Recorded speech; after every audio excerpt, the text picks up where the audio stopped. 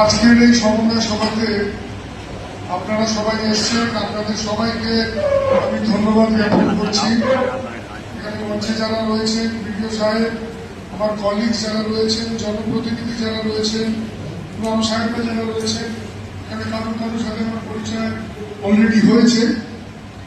তো আপনারা প্রতি বছরের ন্যায় এবছরও ঈদ আল আযহা বা ঈদ উল জুহা আপনারা পালন করবেন এবং আমার বিশ্বাস সেটা আপনারা ভালোভাবেই করবেন, শান্তি বজায় রেখেই করবেন।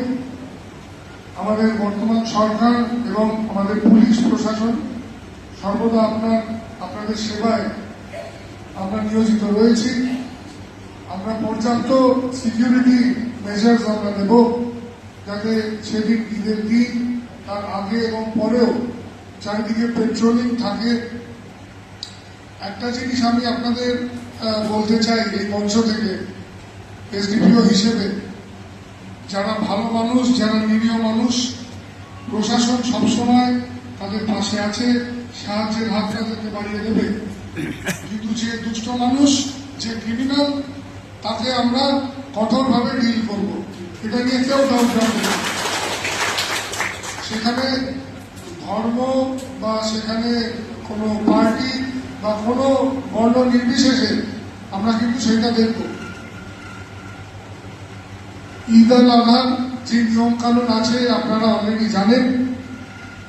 একটা পুরনো আইন 1950 সালে পশ্চিমবঙ্গ পশু হত্যা নিয়ন্ত্রণ আইন রয়েছে, সেটা সম্বন্ধেও আমার বিশ্বাস আপনারা সবাই অবগত হয়েছেন। তো এটা আমাদের দেশের আইন, আমাদের এই আইন মেনেই আমাদের সবকিছু করতে হবে। কিন্তু আপনাদের কোথাও কোনো প্রবলেম হলে, কিছু হলে আপনারা প্রশাসনকে অবশ্যই জানাবেন। আপনাদের কাছে বড়বাবুর নাম্বার আছে, আমি আমার নাম্বারটাও আপনাদের দিচ্ছি। একটাই condition, good morning good night পাঠাবেন না, ঠিক আছে?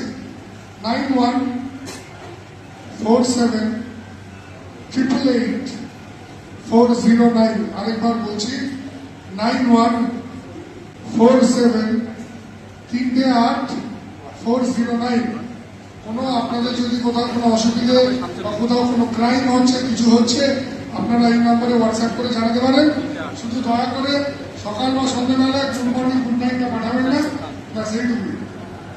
এছাড়া আপনাদের বড়বাবু অলরেডি বলল, সিআই সাহেব, বিডিও সাহেব বা ইমাম সাহেবরাও বলেছেন। আমাদের বিশেষত যারা যারা রয়েছে, যারা যুবক যারা রয়েছে, তারা সবাই আমরা জানি বাইক চালাতে ভালোবাসে। আপনাদের দায়িত্ব অভিভাবক হিসেবে তাদেরকে বোঝানো যে বাবা, লাইসেন্স নিয়ে হেলমেটটা পরে বাইকটা চালা। আজকে কিন্তু হেলমেট ছাড়া কেউ বাইক নিয়ে গেলে তাকে 1000 টাকা ফাইন করে প্রশাসন কিন্তু বড়লোক হবে না, তার প্রাণটাও আসবে। উপরওয়ালা না করুক, কোনো যদি অ্যাক্সিডেন্ট হয়, মাথায় হেলমেটটা থাকলে তাহলে তার প্রাণ বেঁচে যাবে, তার বাচ্চা এতিম হবে না, তার মা বাবা সন্তান হারা হবে না, তার স্ত্রী বিধবা হবে না। আমি ঠিক বলছি তো? আপনারা সবাই জানেন আমাদের কিছু কিছু আইন রয়েছে, যেমন শব্দ দূষণ। একটাই আপনাদেরকে নির্দেশ, আপনাদেরকে অনুরোধ, যেখানে যেখানে আজকে শাদী বাড়ি হতে পারে, কোনো ইভেন্ট হতে পারে, কোনো ধর্মীয় স্থান হতে পারে, লাউড স্পিকার যদি ইউজ করতে হয় সেটা যেন বিধি মেনে করা হয়। কোথাও যেন ডিজে বক্স ব্যবহার না হয়। কোথাও যদি ডিজে বক্স ব্যবহার করতে দেখা যায়, পুলিশ সেটাকে সিজ করবে। এটা আমি ক্লিয়ারলি বলে দিলাম। এবার আমি আপনাদেরকে এটাই অনুরোধ করব, কোথাও কোনো ইস্যু হলে আপনারা সত্তর প্রশাসনকে জানান, পুলিশকে জানান, আমরা অ্যাকশন নেব। কেউ কিন্তু আইন নিজের হাতে তুলে নেবেন না। আমাদের পুলিশ প্রশাসনের একটাই অনুরোধ এবং নির্দেশ, আইন আপনার নিজের হাতে তুলে নেবেন না। পুলিশ রয়েছে, সিভিল অ্যাডমিনিস্ট্রেশন রয়েছে, আমরা নিশ্চয়ই অ্যাকশন নেব এবং আপনাদের প্রতি আমরা সাহায্যের হাত বাড়িয়ে দেব। আমি আমার বক্তব্য দীর্ঘায়িত করছি না, সবাইকে আবার ধন্যবাদ দিয়ে আমি আমার বক্তব্য এখানে শেষ করলাম। Thank you. আসসালামু আলাইকুম। সমস্ত মুসলিম সম্প্রদায়ের মানুষজনকে আমার আবেদন যে রাজ্য সরকার 1950 সালের একটা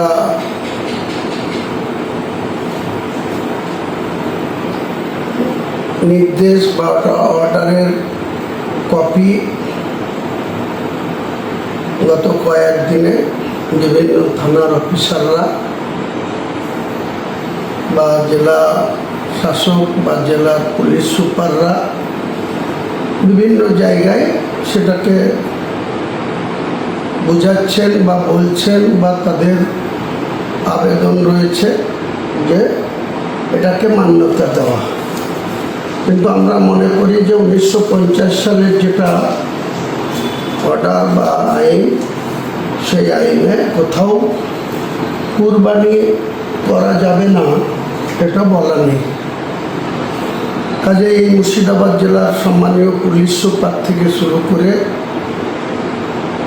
এসডিপিও বেলডাঙ্গা, আইসি বেলডাঙ্গা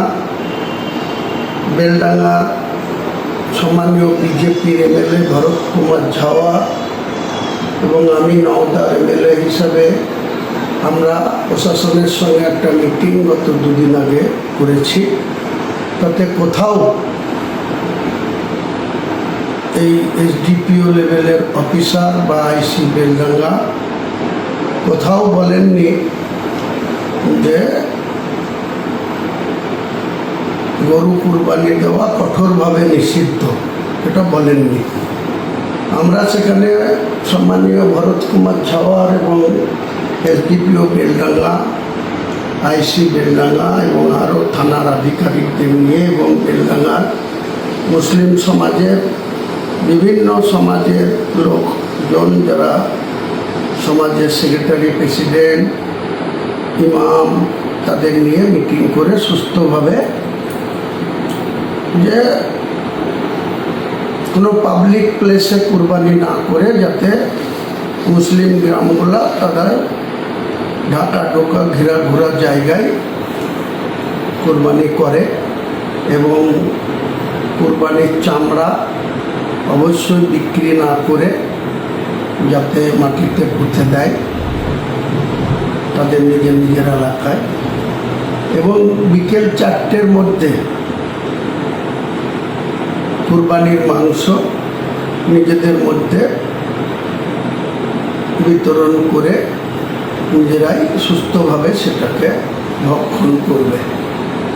কোনো মুসলিম গ্রামের মানুষকে আমি আবেদন করছি যে আপনারা এবারে মাংসটা আপনাদের দূর দূরান্ত গ্রামে যেসব আত্মীয় স্বজন আছে তাদের কাছে পাঠাবেন না, কারণ তারা সেই গ্রামেও কুরবানি হবে, তারা নিশ্চয়ই সেখান থেকে তারা মাংস পাবে বা তারা সেখানে এই কুরবানি ঈদুল আজহা পালন করবে। এর মধ্যে একটা বিশেষ বাহাদুরি বা বিশেষ তৎপরতা দেখা যাচ্ছে শক্তিপুর থানার ওসি অতনু দাসের। তিনি মুসলিম সমাজের ইমামদেরকে আজকে সন্ধ্যার আগে শক্তিপুর থানায় ডেকে শক্তিপুর, কাঁধখালি, সোমপাড়াটুয়ের বিভিন্ন গ্রামে সিভিক ভলেন্টিয়ারদের পাঠিয়ে তিনি যে চমকাচ্ছেন, ধমকাচ্ছেন, আপনারা মুসলিম সমাজের মানুষ এইসব সিভিক ভলেন্টিয়ারের কথায় কোনো বিভ্রান্তি হবেন না। আর যেটা শক্তিপুরের ওসি বলছেন যে কুরবানি করলেই গ্রেপ্তার করা হবে, ওসিকে গ্রেপ্তার করতে দেন, তারপরে ওসি কি করে তাকে গ্রেপ্তার করে থানায় নিয়ে গিয়ে আটকায়, আর থানা থেকে কাকে গ্রেপ্তার করে শুধুমাত্র কুরবানির বিষয়ে কাউকে গ্রেপ্তার করে কি করে বহরমপুর কোর্টে পাঠায়, সেটা আমি হুমায়ুন কবির গ্রেপ্তার হওয়ার সঙ্গে সঙ্গে সমস্ত কাজ ফেলে এলাকার সমস্ত মুসলমানদের নিয়ে শক্তিপুর থানা অবস্থান করব, ঘিরে রাখব তার ঊর্ধ্বতন অফিসাররা আসবে, তারপরে তার সুরাহা হবে, তারপরে তাকে ছাড়া হবে।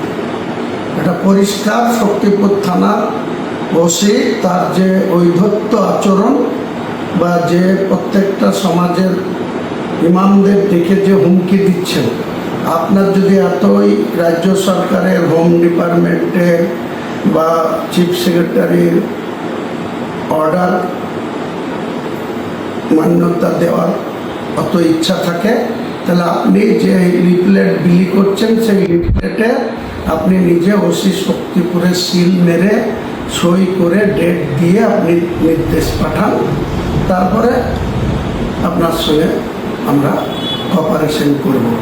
আপনি কোথাকার লিফলেট 1950 সালের আইনে কি আছে সেই লিফলেট লোকের কাছে দিয়ে হুমকি দেবেন, অতটা এখনো মুসলিম সমাজ কোনো মতেই আপনার এই হুমকির কাছে মাথা নত করবেন। আপনি এসডিপিও বেলডাঙ্গার থেকেও বড় অফিসার হয়ে যাননি, এসপি সাহেবের থেকেও বড় অফিসার হয়ে যাননি, আইসি বেলডাঙ্গার থেকেও বড় অফিসার হয়ে যাননি, ওসি নওদার থেকেও বিরাট বড় বা